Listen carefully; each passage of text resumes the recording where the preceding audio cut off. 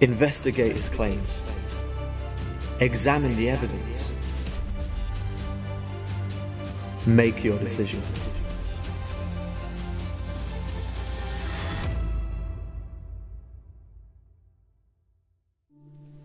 Jesus and his disciples left the upper room where they were meeting, and it seems that they slowly made their way to a garden just outside Jerusalem. On their way, Jesus taught them a very important lesson. I am the true grapevine, and my Father is the gardener. He cuts off every branch of mine that doesn't produce fruit, and he prunes the branches that do bear fruit, so they will produce even more. You have already been pruned and purified by the message I have given you. Remain in me, and I will remain in you. For a branch cannot produce fruit if it is severed from the vine, and you cannot be fruitful unless you remain in me. Yes, I am the vine. You are the branches. Those who remain in me, and I in them, will produce much fruit. For apart from me, you can do nothing.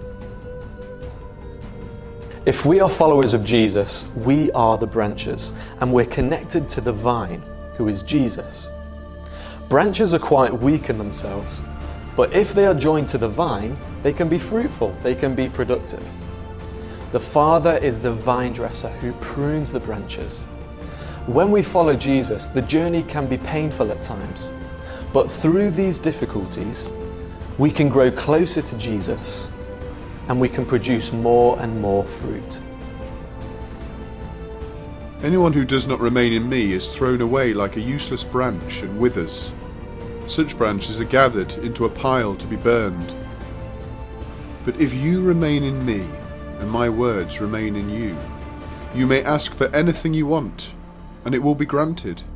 When you produce much fruit, you are my true disciples. This brings great glory to my Father. If we don't spend time with Jesus regularly, listening to his word and putting it into practice, we become ineffective and our lives are wasted because there is no fruit. Jesus wants to have a close relationship with us so that our joy may be full and we can produce lasting fruit. I have loved you even as the Father has loved me. Remain in my love. When you obey my commandment, you remain in my love, just as I obey my Father's commandments and remain in his love. I have told you these things so that you will be filled with my joy. Yes, your joy will overflow. This is my commandment. Love each other in the same way I have loved you. There is no greater love than to lay down one's life for one's friends. You are my friends if you do what I command. I no longer call you slaves, because the master doesn't confide in his slaves. Now you are my friends, since I have told you everything the Father told me. You didn't choose me, I chose you. I appointed you to go and produce lasting fruit, so that the Father will give you whatever you ask for, using my name. This is my command. Love each other. Just as it takes time for branches to produce fruit, so it will take time for us to grow in our relationship with Jesus. For those of us who follow Jesus, we need to make it a priority to daily nourish ourselves with God's word so that we stay connected to Jesus. Only when we obey his command to love one another will his love be seen by others.